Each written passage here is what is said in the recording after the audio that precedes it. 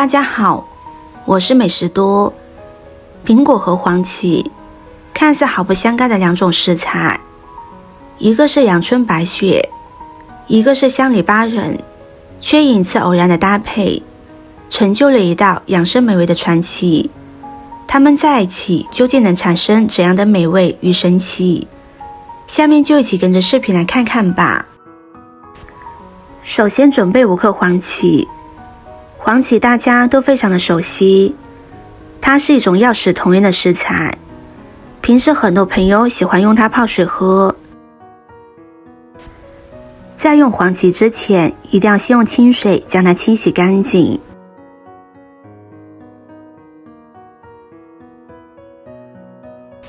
清洗干净，把黄芪放入锅中，再往里边加入500毫升的清水，水的量要一次性加够。然后开大火把锅中烧开，烧开之后用中小火熬上10分钟，把黄芪的营养全部熬煮出来。接着再选择一个自己看得顺眼的苹果，苹果被誉为水果之王，含有丰富的维生素、矿物质和膳食纤维，其独特的酸甜口感既能满足味蕾，又能为身体提供必要的营养。接着将准备好的苹果清洗干净，加入清水把果皮打湿，再加入1勺食盐搓洗。食盐是颗粒性的，可以增加和苹果表皮的摩擦，并且食盐有消毒杀菌的作用，这样就可以把苹果表皮的农药残留和果蜡清洗干净。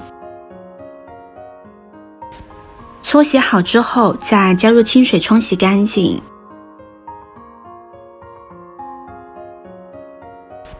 接着将苹果对半切开，切成4份，再去掉苹果核，然后把苹果切成小块，大家不要切得太小，这样可以让苹果的营养成分释放得更充分，而且苹果的香味也会更加浓郁。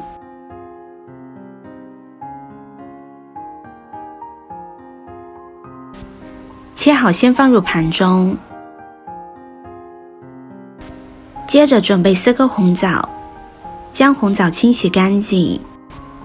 红枣是家家户户都有的食材，很多人都喜欢用它来泡水喝，或者是煮汤的时候放上几颗。红枣的香甜和它的营养价值也是受到很多人的青睐。抓洗好的红枣多换清水将它清洗2遍，把红枣漂洗干净一些。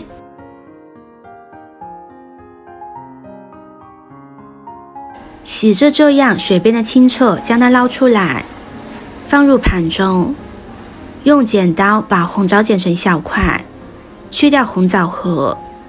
把红枣剪成小块之后，它的营养更容易释放出来。现在我们来看看黄芪，可以发现水的颜色变深了很多，这说明黄芪的营养成分已经释放出来了。现在再把苹果和红枣倒入锅中，继续煮上15分钟。朋友们、家人们，视频看到这里了，麻烦您动动您发财的小手，帮忙点一个免费的 like， 对您来说只是举手之劳，对我来说可以高兴的睡不着觉。现在这个视频就辛苦您点赞转发一下吧，非常感谢大家的支持和鼓励。如果大家喜欢吃甜一点的，可以往里边加入冰糖，我个人的建议是不要再加糖，因为这样熬煮出来就已经比较甜了。时间到之后就可以关火出锅了，大家不要煮得太久了，煮太久苹果就会软哒哒的，大大影响它的口感。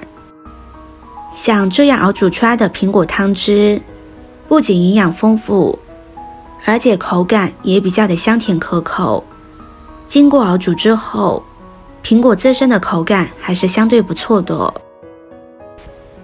将它盛入碗中，一碗营养好喝的苹果黄芪红枣水就熬煮好了。相信很多朋友都知道了它的作用。怎么样，是不是很简单呢？这道苹果黄芪水喝起来浓浓的、甜甜的，还带有一股淡淡的黄芪香味。尤其是女性朋友可以多吃一些，日常多吃对我们的好处真的是很多。大家不妨收藏起来试一试，只要能够坚持下去，一定会给你带来意想不到的惊喜。坚持一段时间之后，你会回来感谢我的。好了，今天的分享就到这里了。视频看到这里了，麻烦各位哥哥姐姐动动小手给我点个赞吧。点击我的头像，可以看到更多的美食视频。我们下个视频见啦！